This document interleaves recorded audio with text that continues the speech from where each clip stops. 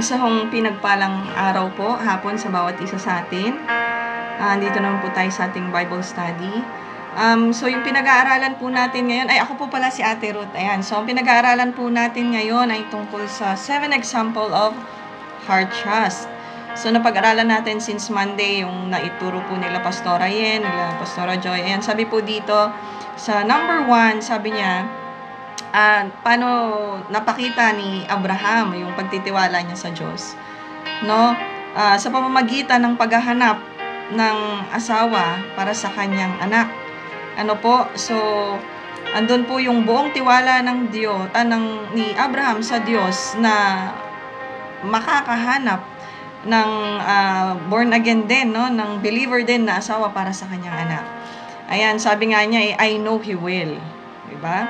So, tinanggap ni Abraham yung pangako ng Diyos at tinayuan niya po ito. Sabi nga ni Pastora Yen, dapat ganito yung ugali natin. Ano po?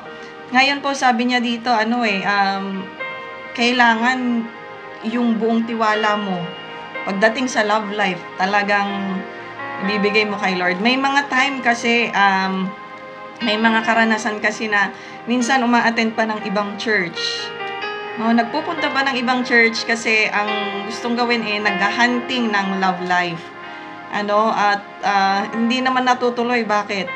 Kasi pag napuspos na, humihingi na ng tawad kasi mali yung motibo ng pagpunta sa simbahan, no? So, dapat yung buong tiwala binibigay natin kay Lord pagdating din sa ating love life. Na number 2, yung si Eleazar po, yung kanyang helper. Yun nga yung meaning ng name niya, God is my help, diba? So, kahit yung helper niya humingi ng tulong sa Diyos, sabi niya, Panginoon, Diyos ko, tulungan mo ako na magawa ko, masunod ko yung inuutos sa akin nung amo kong si Abraham. 'Di ba po? Sa totoo lang, parang kung titignan mo, kung ikaw yung kanyang helper, parang imposible, no? So, parang hindi ganun kadali yung pinagagawa ni Abraham. Pero ayun nga po, so nagpray siya na, Lord, tulungan mo ako na magawa ko yung pinagagawa ng aking amo, ng aking boss na si Abraham. Ayan, so ayun, dahil po sa pagtitiwala sa Diyos, tinulungan po sila ng Diyos at naganap po ang kalooban ng Diyos sa buhay nila. Amen po. Sabi naman po ni Pastora Joan dito sa number 3 and number 4, yung kay Jephthah. No, siya po ay outcast, siya po ay na-reject, siya po ay hindi siya mababa ang tingin sa kanya, may bad record siya. Pero alam niyo po, sa kabila ng lahat, andun po yung pagtitiwala niya kay Lord. Kaya ang Diyos po ay binigyan siya ng katagumpayan. No, naging matagumpay siya sa bawat battle, naging matagumpay siya sa lahat. Ano po? Tsaka kay Haring David, dito sa 1 Samuel chapter 30.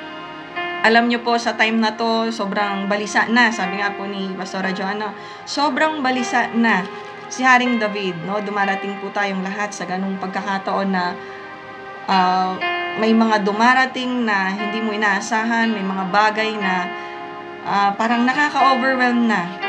Kaya dumarating yung kabalisahan.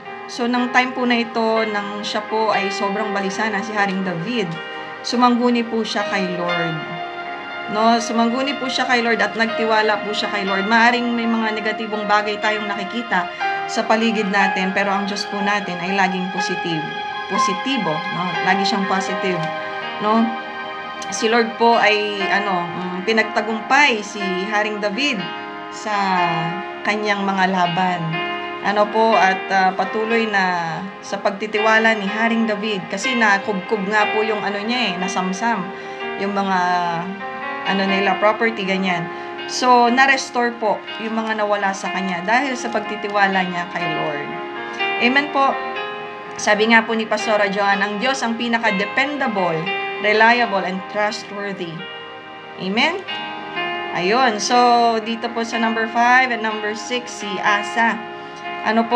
So si Asa po, sinunod niya po lahat ng nakalulugod sa Diyos, sabi ni Pastora Joy, no?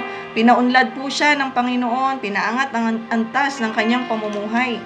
At buong puso po na si Asa po ay nagtiwala sa Diyos. Kahit po sa time na nilulusob or lulusubin na siya ng kaaway, nakita pa din po ni Asa yung dapat nasa Diyos ang tiwala mo. Dapat nasa Diyos yung trust mo. Amen po.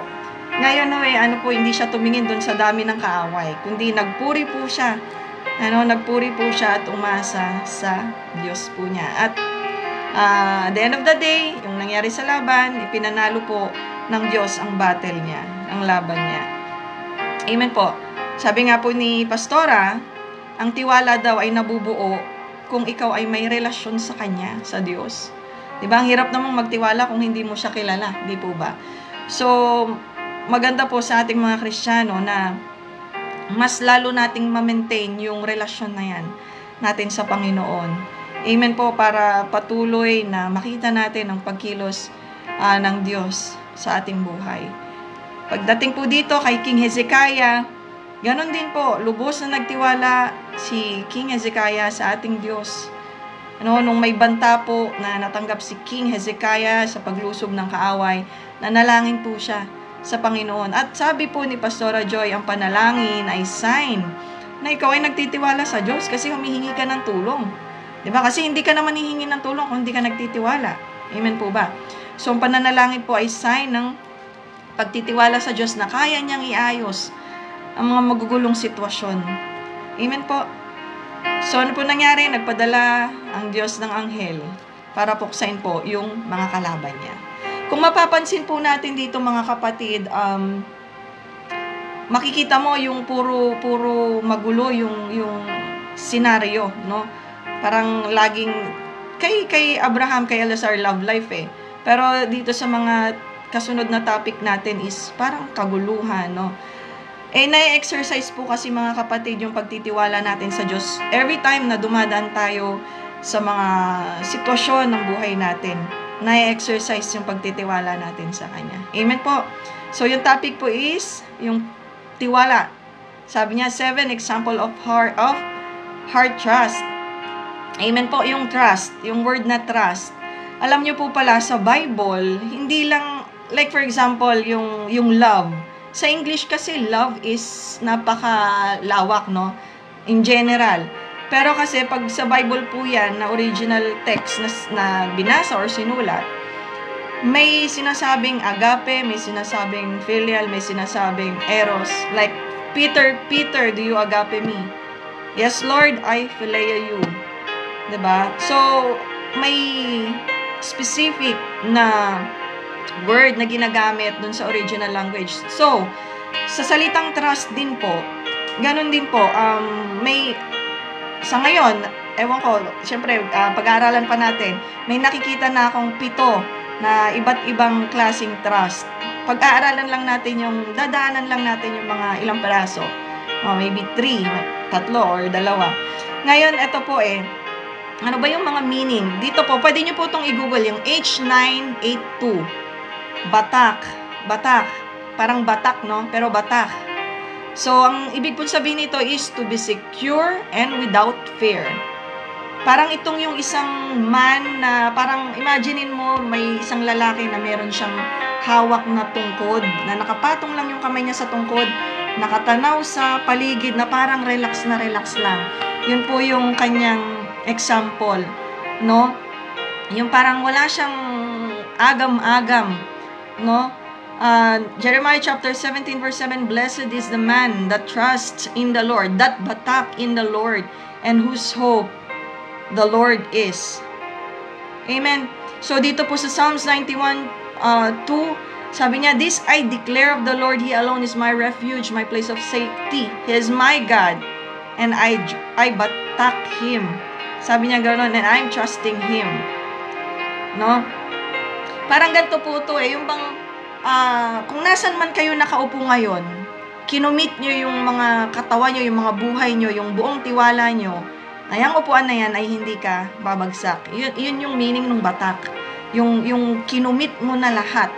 Sobrang nagtitiwala ka, sobrang naniniwala ka, na hindi ka babagsak.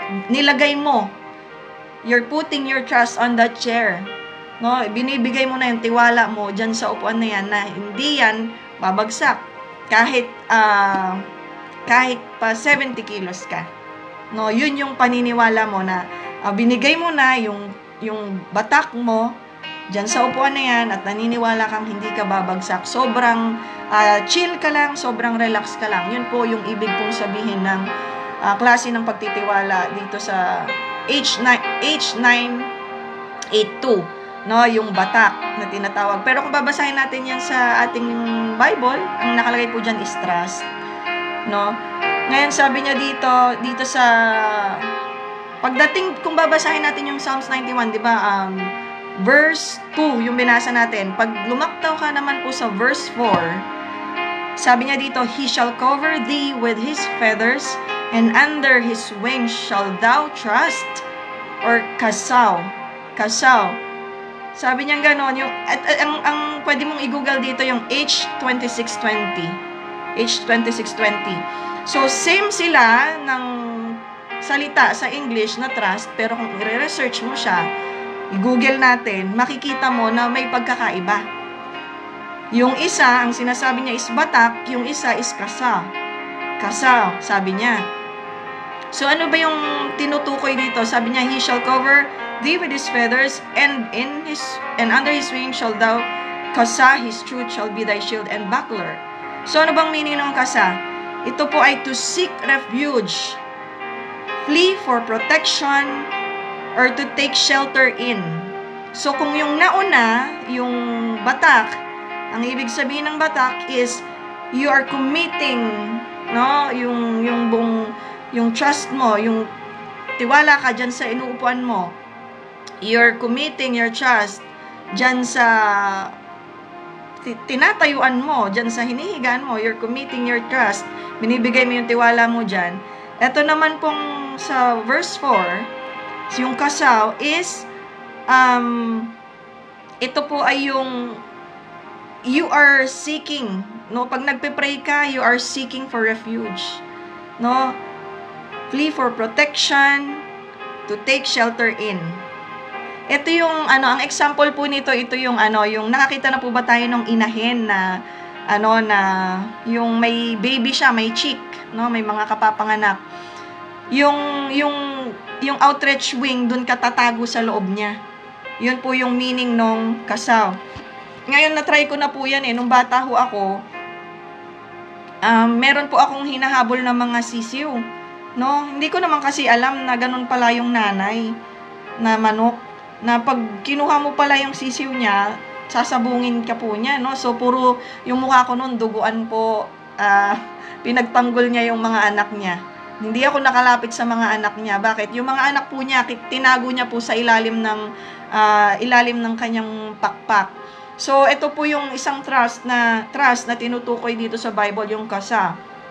Yung to run to the outstretched wing of a mother hen. No? Yung may tataguan ka, may pupuntahan ka, may refuge, may shelter kang pwedeng puntahan. So ano nangyari sa mukha ko nung trinay kong saktan? Hindi ko naman sasaktan, no? Kasi bata ako noon, gusto ko lang laruin. Nung trinay kong hawakan, hindi pumayag yung nanay. Tinago niya sa ilalim ng kanyang mga pakpak. At ako po ngayon ay tinuka-tuka niya. So, ako po ay puro mertiolate. Ewan ko ba't mertiolate yung nilagay nila. Pero puro pula yung mukha ko. Kasi puro tuka at puro mertiolate. Ginamot nila. So, ganun po pala, yung meaning nung kasa. Ayan. So, basahin po natin dito sa Ruth chapter 2 verse 12. Boaz to Ruth. Ito po ay nung nagsasalita na si Boaz to Ruth, 'di ba? Kasi sinabi nung in-law niya ni Ruth na, sige, pumunta ka na kung saan mo gusto, pwede kang mag-asawa. Pero anong sabi po ni Ruth sa kanyang mother-in-law? Sabi niya, I will go wherever you go. Your God will be my God. Yung Diyos mo ang magiging Diyos ko. Sasama ako sa iyo kahit saan ka pumunta. At dahil dyan, sabi niya dito sa Ruth chapter 2 verse 12, the Lord recompense thy work, and a full reward be given thee of the Lord God of Israel, under whose wings or kanaf thou art come to trust. H2620 kasaw, trust. Yan. That's when we are in that position, we don't know what to do, like David. 'Di ba? Kumbaga, ito yung time na hindi mo alam. Ito yung klaseng trust na hindi mo na alam yung gagawin mo, hindi mo na alam, parang nagbabagsakan na yung lahat sa'yo, parang matatabunan ka na ng bundok. There's no way to go, pero ito yung kasaw, ito yung tiwala na pag ginawa mo sa Diyos, may matatakbuhan ka. There's a place of refuge na pwede kang puntahan sa malabay na pakpak ng ating Diyos. At pag nandun ka, hindi ka pwedeng masaktan ng kahit na sino. Kasi ang Diyos ang magtatanggol sa'yo. Amen po. So yun, dito po nakalagay sa Psalm chapter 61 verse 2, from the end of the earth, I will cry. Si David po to, I will cry unto thee. When my heart is overwhelmed, lead me to the rock that is higher than I. For thou hast been a shelter for me, and a strong tower for the enemy. I will abide in thy tabernacle, forever I will trust in the covert of thy wings. Ito yung, ang gulo-gulo na, pero ito yung klase ng pagtitiwala mo sa Diyos na nagsisik ka ng refuge, ng place to go, ng place of refuge. Ito po yun. Ito po yun. Kasi sa totoo lang, pag dumating na yung time na tayo po ay medyo na-overwhelm ng mga problema, ng mga sitwasyon, the first thing that we do actually is we run away from God. No? We run away from God. Lumalayo, tumatakbo tayo palayo sa Diyos. Yun ang gusto ng kaaway. Amen? The devil wants you to run away from God. Pero hindi po dapat pala. Bakit? Kasi andun dapat yung puso natin na nagtitiwala sa Diyos na pwede tayong may place of refuge, may place of safety, may lugar na pwede kang pagtaguan sa Diyos. We have to run to God, not run away from God. No, tatakbo tayo palapit sa Diyos. Magtitiwala tayo na kaya tayong ingatan, itago ng Lord sa kanyang malabay na pakpak. Amen po. Sabi niya dito, ito po yung maganda na sinabi ni David kasi balisa dumarating talaga yung pagiging balisa. Sabi niya, from the end of the earth will I cry unto thee. When my heart is overwhelmed, lead me to the rock that is higher than I. For thou hast been a shelter for me. Alam ni David na meron siyang pwedeng takbuhan. Meron siyang pwedeng pagtaguan. And a strong tower from the enemy. I will abide in thy tabernacle forever. I will trust in the covert of thy wings. Sabi po niya. Amen po. Meron din namang klase ng trust. Pinapasadahan lang po muna natin yung mga trust, no, dito sa Bible. Meron din naman po yung H539. Pwede nyo po itong search sa Google. Yung Aman. Amen. To put faith in, or to be certain, or to be verified, yung confirmed. No, anong ibig sabihin ng faith na ito, ng trust na ito? Ito po yung trust na yung amen. Absolutely, tama ka. Wala tayong pagtatalunan. Move on na tayo sa isang topic. Naniniwala ako dyan. Walang discussion. Naniniwala ako dyan. Amen. Tapos. Amen. Ito po yung sa mga poste, yung tinatawag na footing, yung column. Yung column kasi, hindi lang naman yan yung nakikita natin. Maghuhukay pa sila ng sobrang malalim, gagawa sila ng footing, may mga bakal dyan sa sobrang lalim, sabihin mo, 1 meter deep pa, mas malalim pa, 800 to 1 meter, mas malalim pa. Lalagyan nila ng mga bakal yan, lalagyan po nila yan ng mga graba, lalagyan nila ng semento. No? So, sobra niyang tibay, bago tatabunan. Tapos ngayon, yung nakikita nating poste, ayan, parang ganito. Yung nakikita nating poste, akala natin, ito lang yan, nakatayo sa ground. Hindi. Nakabaon yan, dun sa ilalim ng ground. Nakafix pa ng semento yan, ng bakal. Ito po ito yung tipong, yung faith na immovable. Yung believe ka na, tiwala ka na, naniniwala ka na, yung sinabi ng Lord na gagaling ka, gagaling. Finish. Tapos, tetelestai. Tapos, naniniwala ako dyan. Ito po yung gantong klaseng trust kay Lord. Ano po? Nawawalan po ata ng connection. Ayan. Pasensya na po kasi medyo maulan, ano? So, ito yung trust na to. Ngayon, ito po mga kapatid dito sa Isaiah 53, bilisan ko na lang, medyo late na. Dito sa Isaiah 53, yung si Lord sabi niya dito, who hath believed Sinong naniniwala sa report natin? So, sinong nagsusulat nito? Sinong nagsasabi nito? Si Isaiah. And to whom is the arm of the Lord revealed? Sabi niya, ganito po katiwala si Lord. Ganito po katiwala si Isaiah kay Lord. No, sabi niya, surely He hath borne our griefs. Pero sa original language, ang nakalagay po dito sa griefs is sickness. And carried our sorrow. Sa original language, ang nakalagay po talaga dito is pain. Yet, we did esteem Him stricken, smitten of God, and afflicted. Yung communion, yung body, yung wine, yung body, kagalingan sa katawan natin, no question at all. Naniniwala ako, no doubt. Ito yung tiwala kong ito sa Lord. Yan yung aman. Aman. Amen. But He was wounded for our transgression, He was bruised for iniquities, the chastisement of our peace, or shalom, was upon Him. Paraphrase natin, the price of our total well-being was placed upon Him. Naniniwala ako dyan. Nagtitiwala ako dyan. Amen? Ito po yung klaseng trust na tinutukoy sa Bible. The price of our total well-being was placed upon Him. Walang pag-uusapan. Binigay na, kinuha na. Binigay na niya yung kagalingan, kinuha niya na lahat. Yun po yung tiwala na klase itong pinag-uusapan na to, yung aman.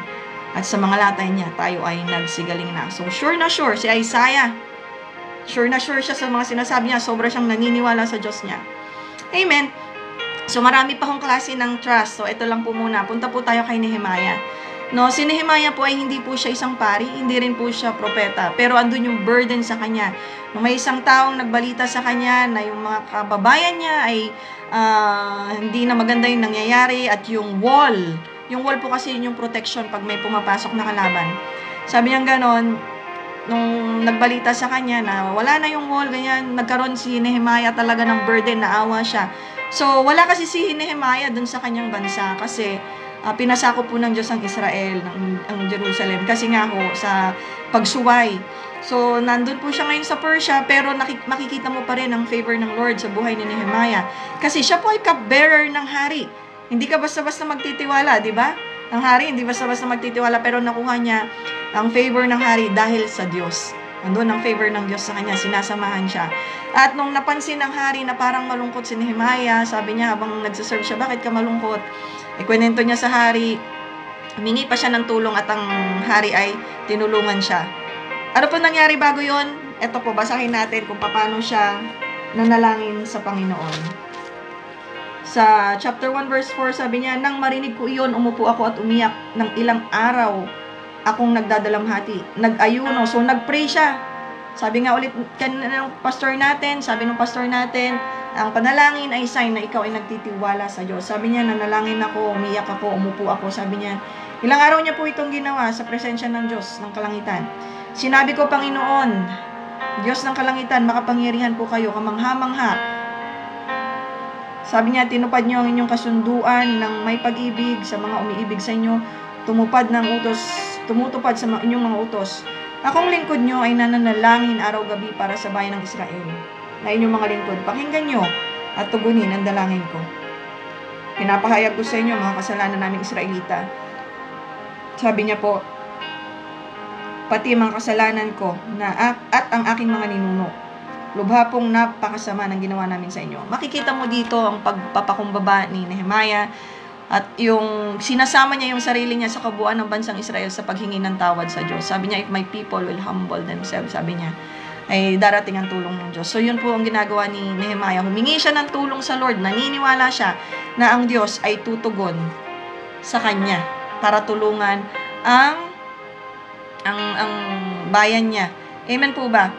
Naniniwala siya. Ang pinaka-message dito, ito po, don't be afraid to come before God with your request. And know that He will answer in His own way.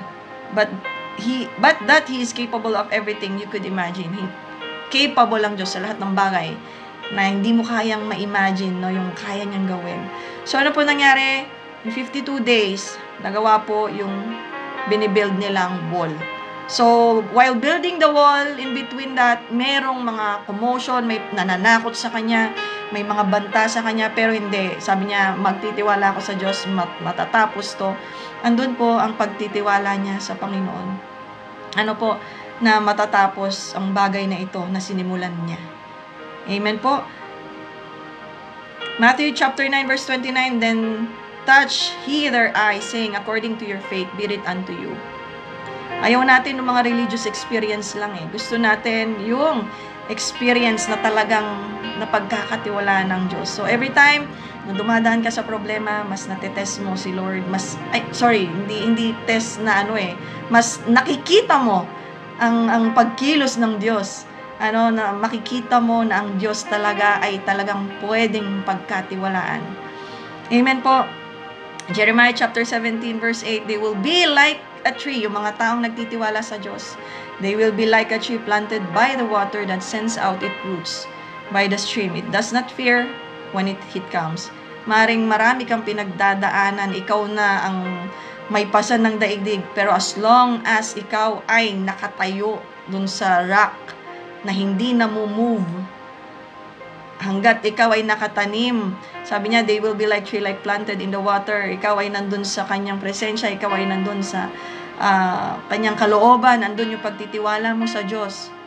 Hindi ka matatakot kahit dumating ang taggutom. Hindi ka matatakot kahit dumating yung gera. Hindi ka matatakot sa mga bagay na gusto kang i-intimidate. No weapon is formed against us will prosper. At hanggang ngayon, yun ang pangahawakan natin. Wala pang naiimbentong sandata na pwedeng pumatay, pumuksa, maybe masasaktan ka, pero hindi kanya pwedeng wasakin. Hindi kanya pwedeng sirain hanggat andun ang pagtitiwala mo sa Lord. It has no worries in a year for drought and never fails to bear fruit. Hanggat nagtitiwala ka sa Lord, makikita mo kung paano kikilos ang Diyos sa buhay mo. Amen po ba mga kapatid? Maikling kwento, naranasan ko po magkaroon ng sobrang malaking utang sa loob ng isang buwan. Nakatry akong, sabihin ko na siguro, mga 1 milyon sa loob ng isang buwan. Pero sa kabila ng lahat, andun yung kapayapaan. Di ba parang, hello, 1 milyon. Dapat may ginagawa ka na yan. Dapat nararatel ka na yan. Hindi. Na-realize ko po bigla, nagrema yung word ni Lord sa akin na yung shalom ay hindi galing sa pera. Hindi yung pera magbibigay ng peace sa'yo or ng assurance. Bakit? Kasi kahit wala akong pera, sobrang peaceful, sobrang sarap mabuhay, sobrang ganda ng buhay. Amen po ba? At sa madaling salita, paiksin natin ang kwento, in just 1 month, biglang may nagbigay ng project. Salamat po sa Diyos dahil bayad yung utang. So, napakabuti po ng Lord. Huwag tayong mahiya na humingi ng request, magtiwala sa Kanya. Kasi ang Diyos ay dependable, sabi nga ng mga pastor natin. Ang Diyos ay reliable. At hindi ka pwedeng pabayaan ng Diyos na tumawag sa'yo. Dahil siya yung Ama natin. Amen po ba? So, maraming salamat po sa pakikinig. Tayo po ay manalangin. Yes, oh God, Lord, salamat, Panginoon, sa kabutihan mo sa aming mga buhay. Lord God, tuluan mo kami kung paano pa kami magtiwala sa lahat ng gusto mo, sa kabila ng mga nakikita namin, sa aming mga paligid, sa lahat ng sitwasyon na meron kami. Tulungan mo kami na magtiwala sa iyo. At Lord, ikaw ang mag-glorify sa lahat ng ito. Hayaan mo na sa buhay ng bawat isang naririto ay makita po ng mga tao na nakapaligid sa amin, na ang Diyos na aming pinaglilingkuran ay makapangyarihang Diyos at Diyos ng mga himala. Gumawa ka ng maraming himala sa buhay ng bawat isang nakikinig sa araw na to. Salamat po, Ama, pagpalay mong bawat isa. Purihin ka, nakilain ka sa pangalan ng Panginoong Jesus. Amen. Magandang hapon po.